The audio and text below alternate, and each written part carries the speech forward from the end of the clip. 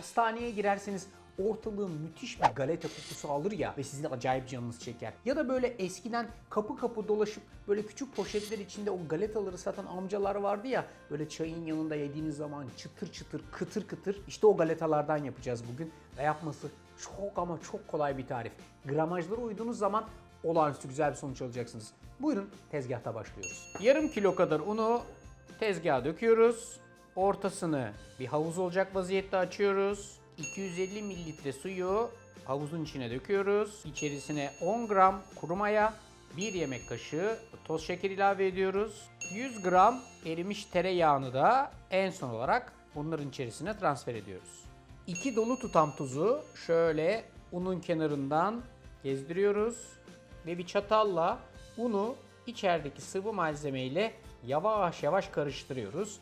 Ta ki elle yoğurma kıvamına gelene kadar. Yoğurma işleminiz önemli. Eğer siz de benim gibi şanslıysanız ve elinizin altında böyle bir Tivan porselen tezgahınız varsa hiçbir şekilde hamurunuz tezgahınıza yapışmaz.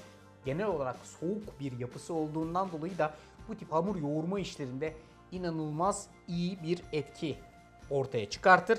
Yapışmaz. Gördüğünüz gibi hamur etrafına toplanıyor. Hiç parça yapışmıyor ve kolayca da temizleniyor. İnsan daha ne ister ki? Birazcık yoğuracağız. Ondan sonra da tezgahımızın güzelliklerini tamamen hamura aktaracağız. Hamurunuzu böyle 4-5 dakika kadar güzelce yoğuracaksınız. Hatta alıp şöyle tezgahınıza vurun. İyice genleştirin. İyice genleştirin. Arkasından tezgahın üstüne koyduğunuz hamurunuzun üstüne şöyle birazcık bastırın ve hafifçe bir yüzey oluşturmaya çalışın. Ve arkasından 1 su bardağı kadar ay çekirdeği, 3 tutam kadar kuru anason ve arkasından hamurunuzu şu şekilde güzelce kapatacaksınız ve yoğurmaya devam edeceksiniz. Anason ve çekirdek hamurun her yerine güzel güzel dağılacak. Mayalama kısmı da gayet bildiğimiz gibi. Böyle bir kasenin içerisine hamurumuzu koyuyoruz. Arkasından üstüne streç filmi çekip hamuru güzelce kapatıyoruz. 30-40 dakika kadar mayalanacak. 30-40 dakikalık bir mayalanmanın hemen arkasından ikinci tur mayalama ve bunların porsiyonlama işlemine geçeceğiz. Ama şunu güzelce kapatın. Kenarda mayalamaya bırakın. Efendim 35 dakikanın sonunda bu arkadaşımız güzelce mayalandı. Gördüğünüz gibi yaklaşık 2 katına kadar da hacimlendi. Bunu mayasını atmak amaçlı kaptan çıkartıyorum ve tezgahın üstüne alıyorum. Hafifçe bir tezgahın üstünde yoğurup gazını atıyorum ve arkasından porsiyonlama işine geçebiliriz. Şöyle bir parça koparacağım bundan. Tezgahın üstünde ince uzun şerit haline getireceğim.